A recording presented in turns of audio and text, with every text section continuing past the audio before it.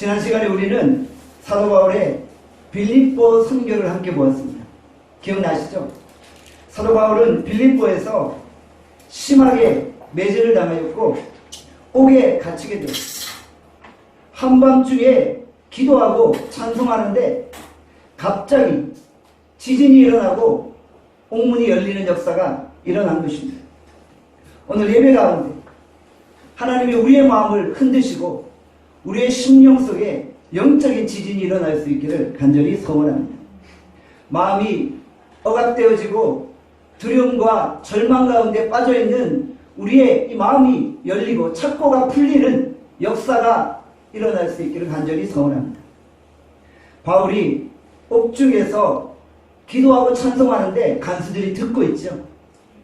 세상이 우리의 일거수일투족을 보고 듣고 있음을 잊지 말아야 하는 것입니다. 자세히 지켜보던 간수가 묻지요. 내가 어떻게 하여야 구원을 받으리까? 사도 바울이 대답합니다. 주 예수를 믿으라. 그리하면 너와 내 집이 구원을 받으리라. 바울은 관수와 그의 온 가족에게 복음을 전하고 세례를 베풀었습니다. 그리고 빌립보를 떠나서 다음 선교지로 이동하게 되는 것입니다. 사도 바울의 일행들이 어디로 이동하게 됩니까? 사도행전 17장 1절에 말씀하죠. 다 함께 사도행전 17장 1절 말씀 읽겠습니다. 시작. 그들이 암비볼리와 아볼로니아로 다녀가 데살로니가에 이르니 거기 유대인의 회당이 있는지라. 여기서 그들은 누구입니까? 바울과 실라와 디모데를 말하는 거예요. 원래 바울의 일행은 누가를 포함한 4명이었어요. 바울과 실라와 디모데와 누가였어요. 그런데 누가는 빌립보에 남게 된 거예요. 빌립보 교회가 든든히 서기 위해서 누가가 꼭 필요했던 것 같아요. 그래서 누가는 빌립보에 남게 됩니다. 그리고 바울과 실라와 디모데는 빌립보에서 암비볼리와 아볼로니아를 거쳐서 데살로니가에 이르게 된 것입니다. 빌립보에서 서남쪽으로 60km 내려가면 암비볼리에 이르죠. 암비볼리에서 서남쪽으로 40km를 내려가면 아볼로니아에 이르게 됩니다. 아볼로니아에서 서남쪽으로 60km를 내려가면 데살로니가에 이르게 됩니다. 사도 바울의 일행은 빌립보에서 도보로 약 160km를 내려가서 데살로니가에 도착한 것입니다. 현재 바울의 몸 상태는 어떠합니까? 바로 전날에 사도 바울이 심하게 매질을 당했죠. 몸은 찢겨져 있고 상처투성이었어요. 고름이 터져나오고 심한 통증을 느끼고 있는 거예요. 이런 상태에서 도보로 걸어서 160km를 내려간다는 것은 결코 쉬운 일이 아니었어요. 그러나 바울은 휴식이나 쉼을 선택하지 않았어요. 바울은 치료를 먼저 구하지 않았어요. 상처투성이 몸을 이끌고 뚜벅뚜벅 선교지인 데살로니가로 내려간 것입니다. 적어도 5일에서 6일은 쉬지 않고 내려가야만 했던 그런 상황이었어요. 그러나 사도 바울은 자신의 안위를 염려하지 않았던 거예요. 자신이 가지고 있는 그 복음의 열정을 가지고 선교지로 지켜냈던 것입니다. 지금도 빌립보, 암비볼리, 아볼로니아, 데살로니가로 가면 선교의 유적지들이 남아있어요. 저는 소망하기를 이 사도행전을 마치고 나서 우리가 함께 사도 바울의 선교여행을 따라 성지순례를 가면 어떨까 하는 소망을 가지게 됩니다. 사도 바울은 정말 불같은 열정의 소유자였어요. 루스드라에도 비슷한 일이 있었잖아요. 돌에 맞아 거의 죽을 뻔했는데 다시 털털 털고 일어나서 루스드라로 들어간 것입니다. 어느 누가 사도 바울의 선교 사역을 막을 수 있겠습니까? 그는 아프다고 핑계대지 않았어요. 그는 힘들다고 칭얼대지 않았다는 거예요. 그의 열정은 한번 반짝이고 사라지는 그런 인간적인 열심이 아니었다는 거예요.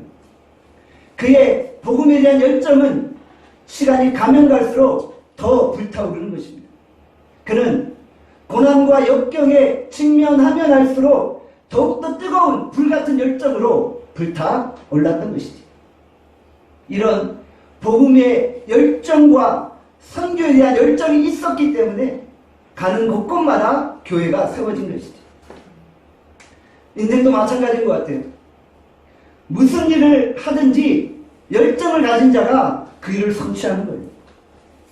내가 무엇을 이루겠다는 각오와 결단을 가지고 불같은 열정을 가지고 뛰어드는 거예요.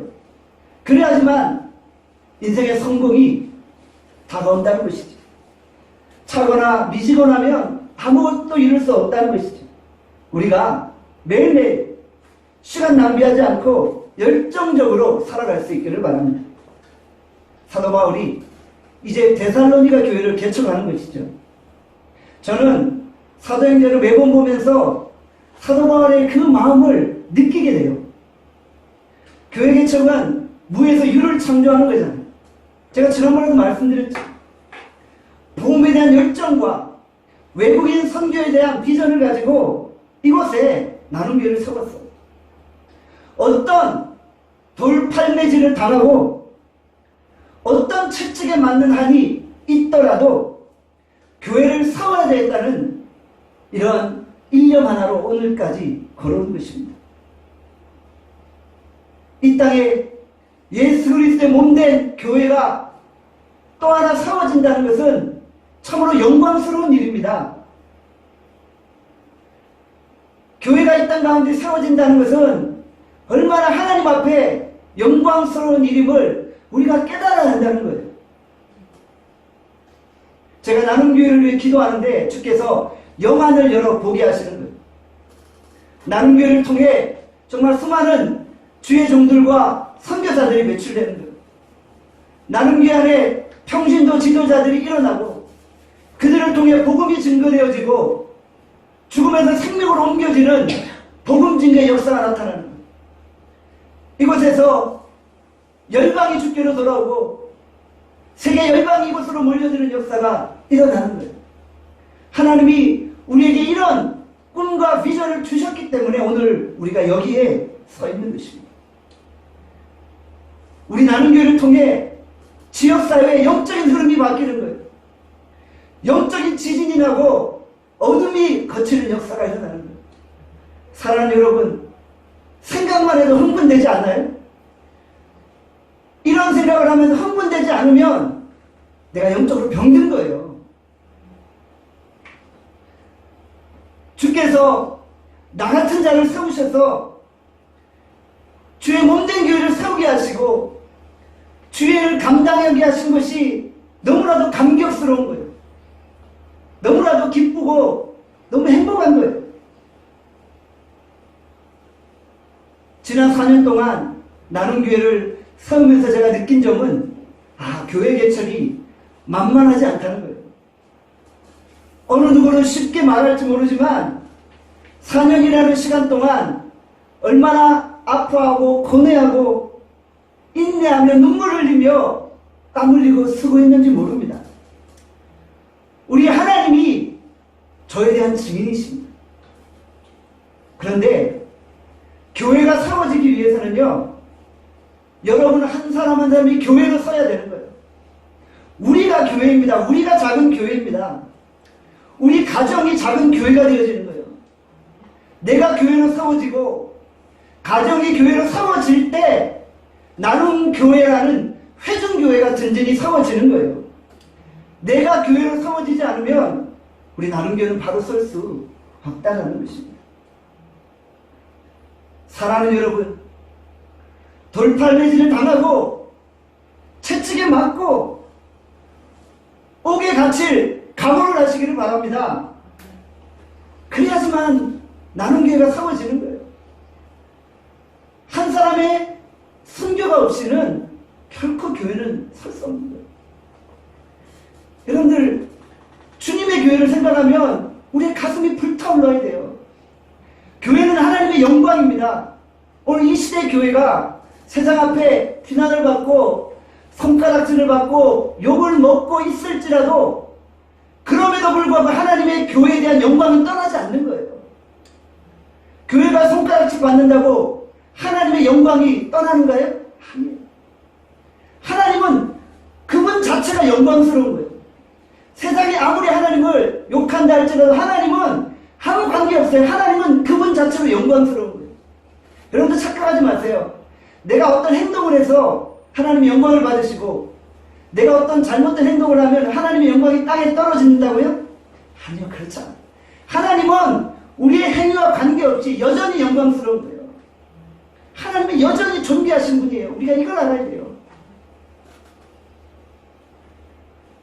여러분들, 우리가 복음에 대한 열정을 가지고 교회를 세우고 주님 앞에 나가기를 원합니다. 우리가 사도 바울과 같은 복음의 열정을 가지고 한 사람이 교회로 설 수 있기를 간절히 소원합니다. 사도행전 17장 1절에서 2절의 말씀을 같이 한번 읽겠습니다. 시작. 거기 유대인의 회당이 있는지라 바울이 자기의 관례대로 그들에게로 들어가서 새 안식일에 성경을 가지고 강론하며. 바울이 데살로니가에 도착을 했어요. 데살로니가는 마게도냐의 행정 수도입니다. 인구가 약 20만 명이 사는 대도시예요. 이곳에 유대인의 회당이 있었어요. 빌립보에서는 회당이 없었죠. 그런데 데살로니가에는 회당이 있었던 거예요. 헬라 원문에 보면 회당 앞에 정관사 덕가 붙지 않아요. 이것은 데살로니가 안에 회당이 여러 개 있다는 것을 의미합니다. 여러 개 중에 하나다라는 것을 보여주고 있습니다. 데살로니가에는 빌립보와 달리 유대인들이 꽤 많이 살았던 것 같아요. 사도 바울은 회당에서 자기 관례대로 새 안식일 동안 성경을 강론합니다. 관례대로, 습관대로, 익숙한 대로 말씀을 증거했던 것이죠. 새 안식일이란 3주를 말하는 거죠. 사도 바울은 3주 동안 데살로니가에 머물며 주의 말씀을 증거했던 것이죠. 바울의 말씀 선포의 핵심이 무엇입니까? 사도행전 17장 3절입니다. 같이 3절 말씀 읽겠습니다. 시작. 뜻을 풀어 그리스도가 해를 받고 죽은 자 가운데서 다시 살아나야 할 것을 증언하고 이르되 내가 너희에게 전하는 이 예수가 곧 그리스도라 하니. 뜻을 풀어라고 번역된 헬라어 단어는 활짝 열다라는 의미. 활짝 열다. 구약의 말씀을 사도 바울이 활짝 열어서 풀어준 거예요.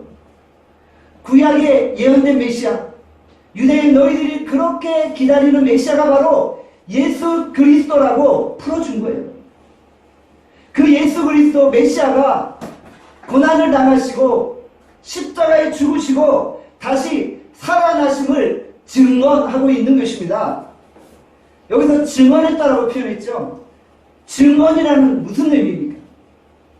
내가 본 것을 말하는 거예요.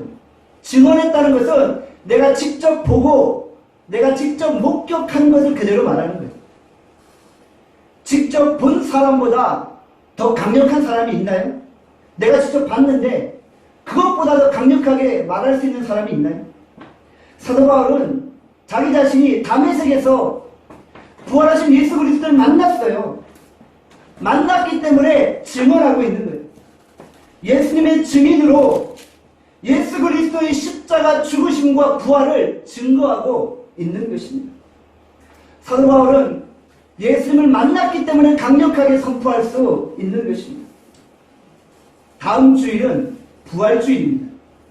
예수님은 사망과 죽음의 권세를 깨뜨리시고 부활하셨습니다. 우리가 부활주일에 다시 사신 예수 그리스도, 부활하신 예수 그리스도를 만나야 하는 것입니다. 그래야만 우리가 예수 그리스도를 이웃들에게 생생하게 증언할 수 있는 것입니다. 내가 봤어. 내가 만났다니까. 내가 그 영상을 들었어. 라고 확실하게 증언하시는 여러분들 되시길 바랍니다. 세상은 기독교를 엉터리라고 말합니다. 세상은 기독교가 속임수라고 말합니다. 왜요? 죽은 자가 어떻게 살아나냐는 거예요. 죽었다가 어떻게 3일 만에 부활하냐는 거예요. 세상 사람들의 논리로는 당연히 이해가 안 되죠. 보지 못했으니까, 듣지 못했으니까 믿을 수 없죠. 그러나 우리는 다르잖아요. 사랑하는 여러분, 예수 그리스도의 부활을 믿으십니까? 예수 그리스도의 육체적인 부활을 믿을 때 우리도 예수님처럼 부활한다는 것을 믿게 되어집니다. 우리도 예수님처럼 부활하기에 이 땅에서 부활의 소망을 가지고 살아갈 수 있는 것입니다. 왜 초대교회 성도들이 원형 경기장에서 사자의 밥이 되면서까지도 예수님을 부인하지 않았습니까? 왜 그들이 고난과 핍박 속에서도 예수 그리스도를 선포할 수 있었습니까? 그들이 부활하신 예수님을 만났기 때문이에요. 나도 이제 비록 여기서 선교할지라도 예수님처럼 부활한다는 소망이 있었기 때문이라는 거죠. 오늘 우리가 부활의 확실한 소망과 믿음 가운데 걸어갈 수 있기를 바랍니다. 예수 그리스도의 십자가의 죽으심과 부활은 바울이 전한 핵심 말씀입니다. 그리고 창세기부터 요한계시록 전체가 이야기하는 핵심 진리인 것입니다. 예수께서 인간의 죄를 대신하여 죽으시고 부활하심으로 모든 인류에게 구원의 길, 영생의 길을 허락하신 것입니다. 예수 그리스도 외에 다른 구원의 길은 없습니다. 요즘 이 시대가 종교다원주의를 이야기해요. 다른 길로도 구원에 이룰 수 있다고 이야기를 하고 있어요. 그렇지만 기독교가 아무리 편협하다고 비난을 당할지라도 타협할 수 없는 진리가 있는 거예요. 예수 그리스도 외에 다른 진리는 없습니다. 다른 게 없어요. 자꾸 다른 길 이야기하지 마세요. 우리 시대에 교회 다닌다는 성도들이, 예수 믿는다는 사람들이 그런 소리를 하고 있는 이런 현실이요. 답답해요. 오직 예수 그리스도. 사도 바울은 3주간이라는 짧은 시간 동안 복음을 증거했어요. 확신에 찬 말씀을 선포했어요. 어떤 일이 벌어졌습니까? 사도행전 11장 4절의 말씀입니다. 다 함께 사도행전 11장 4절 말씀 읽겠습니다. 시작. 그 중에 어떤 사람 곧 경건한 헬라인의 큰 무리와 적지 않은 귀부인도 권함을 받고 바울과 신라를 따르나. 짧은 시간 복음을 증거했어요. 그런데 경건한 헬라인, 큰 무리들, 적지 않은 귀부인들이 예수 그리스도를 믿고 바울과 신라를 따르게 되었던 것입니다. 짧은 시간 복음을 증거했는데 폭발적인 부흥과 성장이 일어납니다. 3주간 말씀을 증거했는데 교회가 하나 세워진 거예요. 데살로니가 교회가 세워진 거예요. 사랑하는 여러분, 교회가 세워지고 교회가 부흥하는 원동력이 무엇일까요? 바로 말씀 증거입니다. 바로 말씀이 증거되고 예수 그리스도가 선포되고 말씀에 집중하는 것입니다. 사도 바울은 오직 예수 그리스도의 십자가 복음만을 증거했다는 것입니다. 우리가 믿고 증언하는 이 십자가의 진리가 너무나도 강력하고 파워풀합니다. 우리가 가지고 있는 말씀은 너무나도 힘있는 거예요. 우리가 머릿속에 있는 잡다한 지식, 나열하는 게 아니라 내가 가지고 있는 그 예수 그리스도라는 진리만을 순전하게 외칠 때 변화가 일어나는 거예요. 말씀이 선포될 때 폭발적인 부흥이 일어나는 거예요. 말씀이 선포될 때 교회가 세워지는 것입니다. 순수한 말씀에 강력한 힘이 있는 것입니다. 한국교회를 보면 시대마다 유행적인 사역 프로그램이 있어요. 어떤 때는 알파 코스, G12, 셀 훈련, 오이코스 훈련, 전도 폭발 훈련, 등등 제가 나열하지 않지만 셀 수 없이 많은 사역 프로그램들이 있어요. 처음 딱 접하면 상당히 신선해 보여요. 말도 생소하고 호기심이 가요. 그런데 오래 지속되지 않는다는 거예요. 한 시대 유행에 불과한 거예요. 우리가 붙잡아야 될 부흥의 원리, 사역의 원리는 지루하고 단순해 보이지만 그냥 십자가의 복음만을 선포하는 것입니다. 그냥 예수 그리스도만을 선포하는 것입니다. 예수 그리스도의 십자가와 그 부활을 증거하기만 하면 됩니다. 변함이 없이 꾸준히 예수 그리스도를 선포할 때 변화의 열매가 나타나는 것이죠. 기도와 말씀 선포 외에 다른 하나님의 능력은 없는 것입니다. 코로나 바이러스로 인해서 한국교회가 위기라고 말합니다. 정말 위기예요.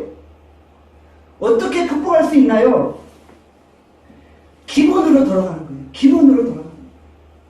지난 주간에 한국과 일본 축구 대표팀이 일본 요코하마에서 국가대표급 친선 경기를 벌였어요. 결과는 3대0 참패입니다. 정말 요코하마 참사 수준이에요. 한국 대표팀의 유효 슈팅이 단 한 개였다고 합니다. 한국 축구가 무너져 내렸어요. 이럴 때 한국 축구가 어떻게 해야 되나요? 기본으로 돌아가는 거예요. 처음부터 다시 시작한다는 마음으로 기본기부터 다시 다지는 거예요.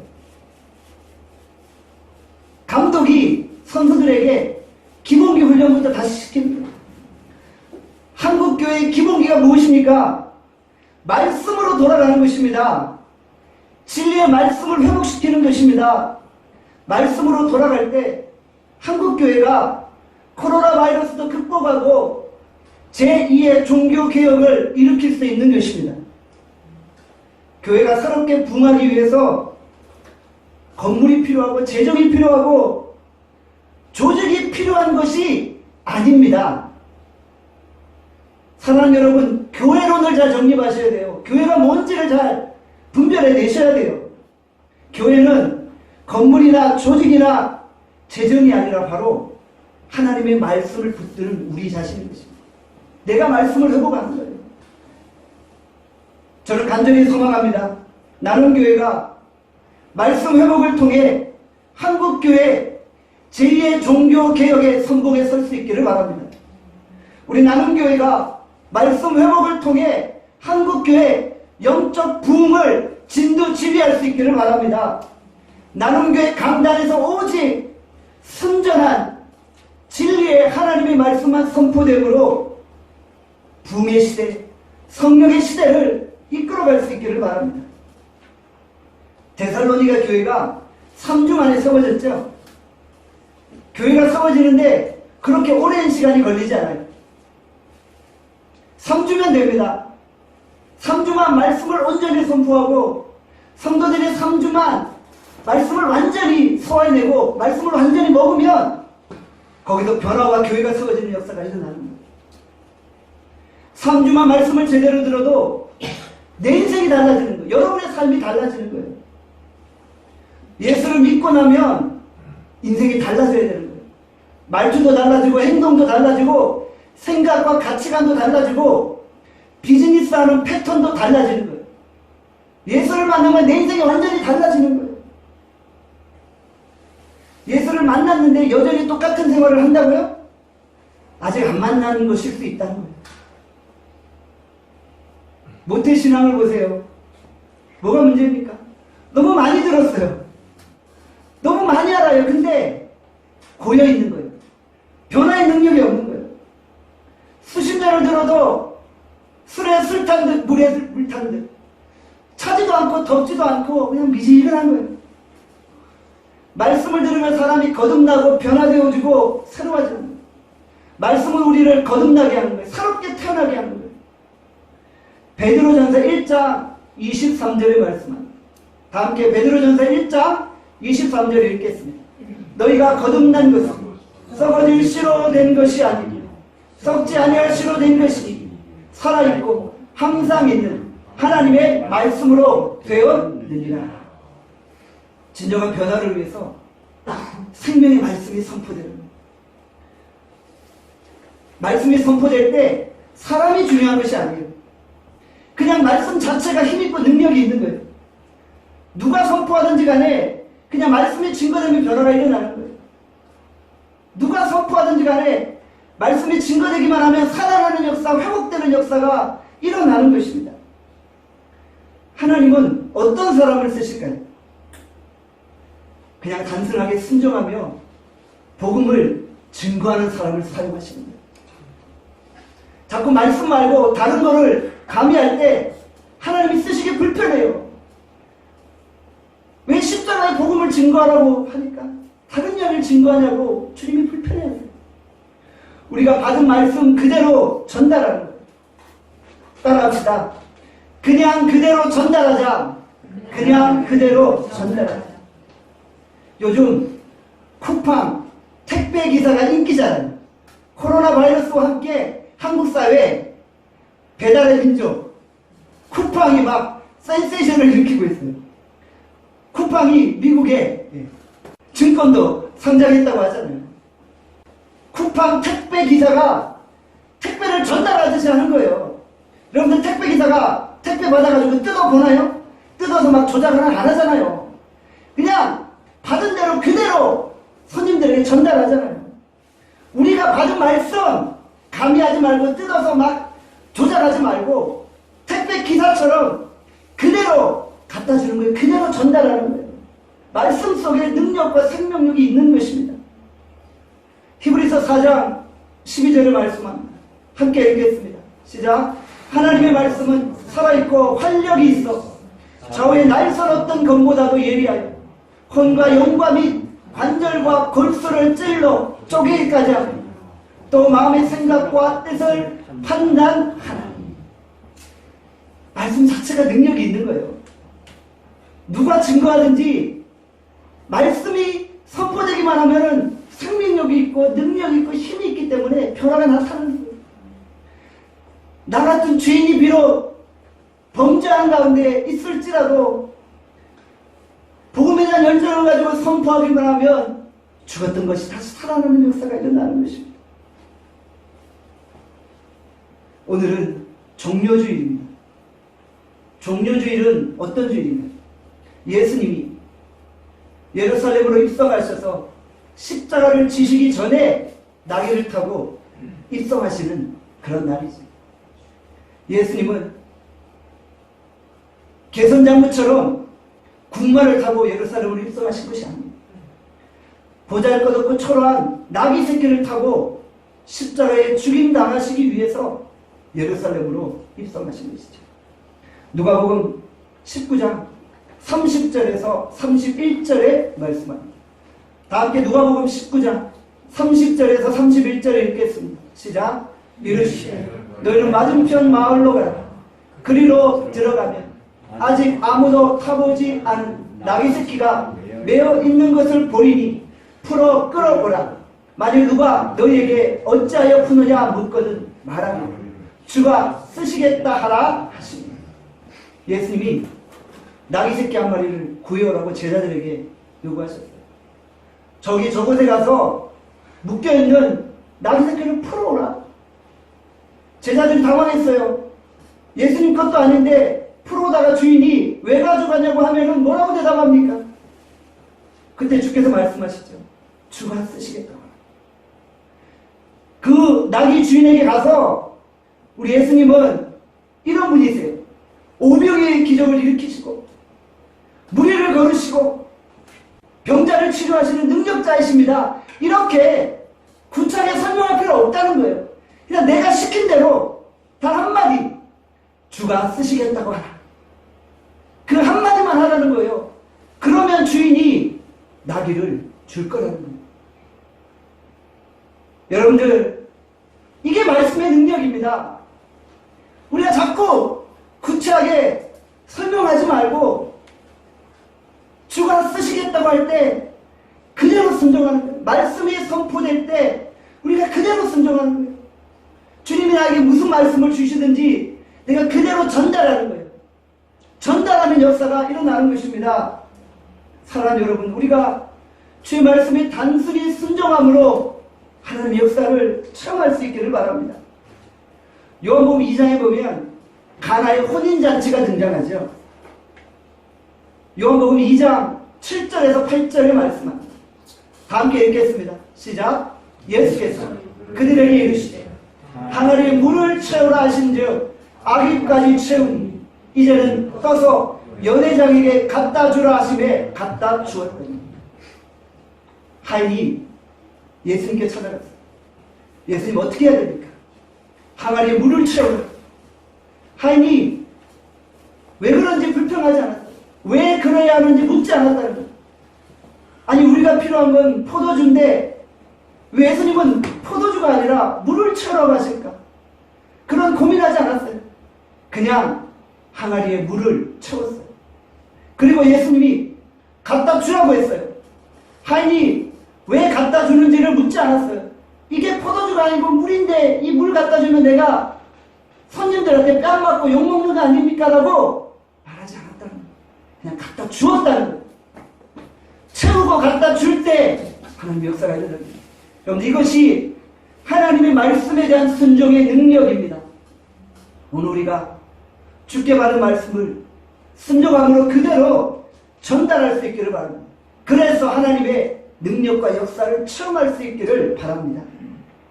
사도행전 17장 5절의 말씀입니다. 우리 다 함께 사도행전 17장 5절 말씀 읽겠습니다. 시작. 그러나 유대인들은 시기하여 저자의 어떤 불량한 사람들을 데리고 떼를 지어 성을 소동하게 하여 야손의 집에 침입하여 그들을 백성에게 끌어내려고 찾았으나 유대인들이 바울의 말씀 증거를 시기했어요. 이들은 회당에서 가르치는 유대 지도자들이에요.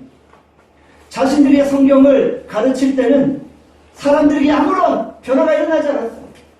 그런데 떠돌이 방랑자 사도 바울이 갑자기 나타나서 회당에서 말씀을 전하는데 사람들이 변화되고 그를 따르고 능력이 나타나기 시작합니다. 상처투성이고 볼품없는 낯선 사도 바울에게 하나님의 능력이 나타나는 것을 보고 시기하기 시작했답니다. 유대 지도자들은 상당히 자존심이 상했어요. 자신의 사역과 사도 바울의 사역을 비교하면서 분노하고 시기하기 시작한 것이죠. 사실 유대 지도자들은 상당히 교만했던 거예요. 그들의 마음은 상당히 완악했던 거예요. 내가 뭔가 좀 안다고 생각하는 거예요. 내가 좀 잘났다고 생각하는 거예요. 내가 책을 좀 많이 읽었다고 생각하는 거예요. 그런데 사도 바울이 별로 배운 것도 같지 않은데 사실 엄청 배웠죠. 얼굴이 상처투성이고 볼품 없어 보이고 피곤해 찌든 사도 바울이 말씀을 전하는데 역사가 나타나고 기적이 나타나고 시기할 수밖에 없었겠죠.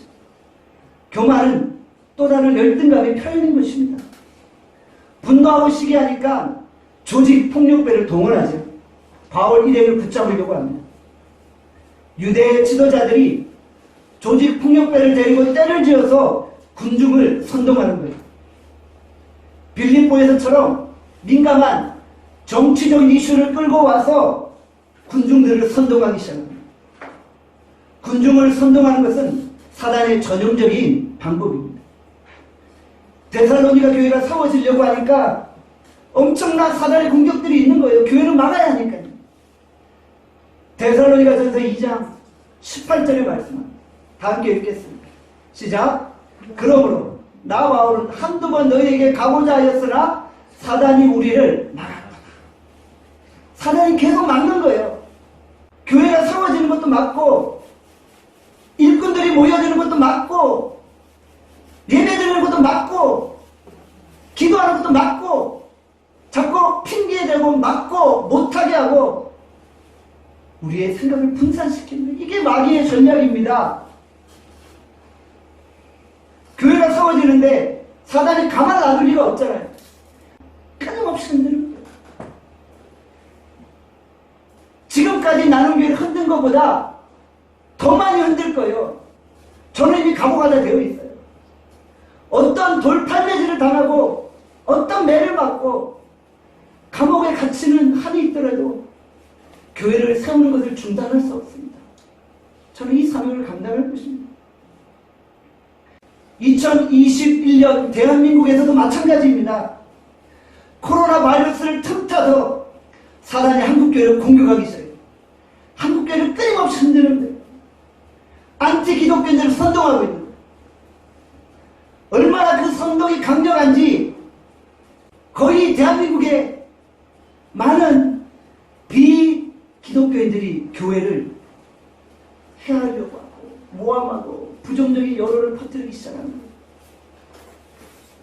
심지어는 교회를 다닌다는 사람들도 교회를 핍박하고 교회를 욕하고 안티 기독교인들의 말을 전달하면서 오히려 서로를 공격하는 이런 상황까지 발생합니다. 그런데 사단이 한국교회를 흔들고 있어요. 군중들을 선동하고 있는, 조작하고 있는 거예요. 사랑 여러분, 이럴 때일수록 우리가 더 깨어 기도하는 거예요. 영적인 싸움을 분별해야 되는 거예요. 우리가 기본적으로 해야 될 것들을 잘 지켜나가면서 무엇이 지금 사단의 공격인지를 분별해낼 수 있어야 돼요. 하나님이 이 코로나 사태 이후에 한국교회를 다시 회복시키실 줄 믿습니다. 나눔교회가 선봉에 설 것입니다. 우리는 말씀을 붙들고 사단과의 싸움에서 결코 포기하거나 좌절하거나 실망하지 않고 전진할 것입니다. 사도행전 17장 6절에서 7절의 말씀입니다. 다 함께 사도행전 17장 6절에서 7절 말씀 읽겠습니다. 시작. 발견하지 못하며 야손과 몇 형제들을 끌고 읍장들 앞에 가서 소리질러 이르되 천하를 어지럽게 하던 이 사람들이 여기도 이르되 야손이 그들을 맞아들였도다. 이 사람들이 다 가이사의 명을 거역하여 말하되 다른 임금 곧 예수라 하는 이가 있다 하더이다 하니. 유대 지도자들이 조직폭력배들을 동원해서 야손의 집으로 급습하죠. 때마침 그 시간에 바울의 일행들은 없었던 겁니다. 야손과 믿음의 형제들을 붙잡아서 관리 앞으로 데려갑니다. 유대 지도자들은 거짓으로 믿음의 형제들을 고발하고 관리들 앞으로 끌고 갔던 것입니다. 관리들 앞에 끌고 갈 때는 죄목이 있어야 되는, 무슨 죄목입니까? 천하를 어지럽게 하던 이 사람들이 여기 있다. 천하를 어지럽게 하는 사람. 헬라 원문에 보면 세상을 뒤집어 엎는 사람들이에요. 세상을 뒤집어 엎어버리는 사람들이에요. 바울 일행은 어느 지역에 가든지 그곳에 복음을 전하고 세상을 뒤집어 엎어버린 거예요. 가는 곳마다 사람들이 뒤집어지는 거예요. 떼굴떼굴 구는 거예요. 지역이 변화되고 어둠의 영들이 떠나가는 거예요. 악한 세력들이 예수 이름으로 물러가는 거예요. 진정 사도 바울은 세상을 뒤집어 엎는 자들입니다. 자신들의 힘이 아니라 성령의 능력과 복음의 권능을 가지고 세상을 뒤집어 놓는 거예요. 천하를 어지럽힌다는 표현은 바울을 비난하려는 표현이었어요. 그런데 이것은 진정 바울의 사역을 정확하게 보여주고 있는 거예요. 또 다른 제목이 무엇입니까? 다른 임금 곧 예수를 증거한다. 로마 황제 외에 다른 임금을 섬긴다는 거예요. 이것은 엄청난 반역죄죠. 로마 황제 외에 다른 임금을 섬길 때 그 자리에서 즉결 심판이에요. 반역죄로 즉결 심판한다. 유대 지도자들은 민감한 이슈를 동원해서 사도 바울 일행을 고발하는 것입니다. 그렇습니다. 사도 바울은 천하를 뒤집어 놓는 자입니다. 바울은 오직 예수 그리스도만이 유일한 세상의 왕이심을 선포하는 자들입니다. 사랑 여러분, 우리도 세상을 어지럽힐 수 있기를 바랍니다. 우리가 이 세상을 뒤집어 놓을 수 있기를 바랍니다. 이것은 영적인 싸움이에요. 눈에 보이는 싸움이 아니에요. 우리가 깊이 기도하고 중보기도하며 영안을 열 때 어둠의 영들이 거치는 걸 보는 거예요. 아, 이 세상이 좀 뒤집어지고 있구나. 나눔교회를 중심으로 이 지역사회에 영적인 흐름이 바뀌고 있구나를 우리가 보게 되는 거예요. 죽음이 생명으로 바뀌는 거예요. 죽음이 생명으로 바뀌고 절망이 소망으로 바뀌는 거예요. 내가 능력 있느냐가 중요한 게 아니에요. 말씀 자체의 생명력이 있기 때문에 말씀은 증거예요. 택배 기사처럼 말씀을 그냥 전달하는 그런 능력이 나타납니다. 우리가 진정 주의 말씀을 들고 세상으로 나아가 세상을 뒤집어 놓고 이 세상을 변화시킬 수 있기를 바랍니다.